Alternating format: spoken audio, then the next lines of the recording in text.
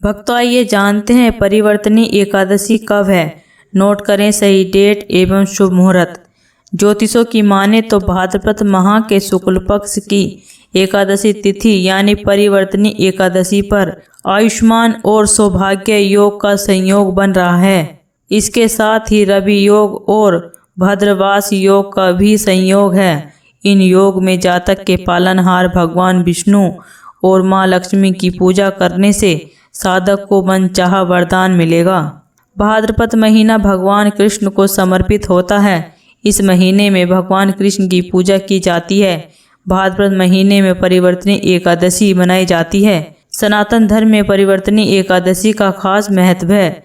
यह पर्व हर साल भाद्रपद माह के शुक्ल पक्ष की एकादशी तिथि को मनाया जाता है। इस शुभ अवसर पर जातक के पालनहार भगवान विष्णु और देवी माँ लक्ष्मी की पूजा और भक्ति की जाती है।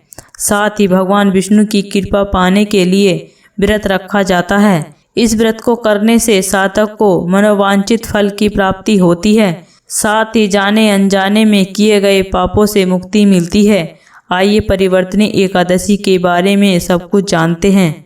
परिवर्तनी एकादशी शुभ मुहूर्त। वैदिक पंचांग के अनुसार भाद्रपद माह के शुक्ल पक्ष की एकादशी तिथि 3 सितंबर को देर रात 3:53 पर शुरू होगी और अगले दिन यानी 4 सितंबर को सुबह 4:21 पर समाप्त होगी। सनातन धर्म में उदया तिथि की मान्यता है कि इसलिए 3 सितंबर को परिवर्तनी एकादशी मनाई जाएगी। परिवर्तनी एकादशी पारण। परिवर्तनी एकादशी का पारण 4 सितंबर को दोपहर 1:36 से लेकर शाम 4:07 के मध्य पारण कर सकते हैं। इस दौरान साधक स्नान दान कर पूजा पाठ करें। वहीं पूजा के बाद व्रत खोलें। व्रत खोलने से पहले अन्न का दान अवश्य करें। परिवर्तनी एकादशी की पूजा विधि। भाद्रपद माह के शुक्ल पक्ष की एकादशी तिथि पर सूर्योदय से पहले उठें। इस समय भगवान विष्णु और माँ लक्ष्मी को प्रणाम करें। अब घर की साफ सफाई करें। इसके बाद गंगा जल युक्त पानी से स्नान करें। सुविधा होने पर गंगा या पवित्र नदियों में स्नान कर सकते हैं। वहीं स्नान दान के बाद आचमन करें और पीले रंग के कपड़े पहनें। अब सबसे पहले भगवान भास्कर को जल का अर्घ्य दें। तत्पश्चात पंचोपचार कर लक्ष्मी नारायण की पूजा करें। पूजा के समय लक्ष्मी नारायण जी को पीले रंग के फल फूल और मिठाई अर्पित करें।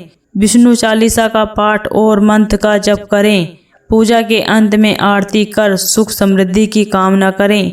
दिन भर उपवास रखें। संध्या काल में आरती के बाद फलाहार करें। अगले दिन व्रत खोलें। दोस्तों इसी तरह की वीडियो को देखने के लिए इस चैनल को सब्सक्राइब करें और वीडियो को लाइक करें।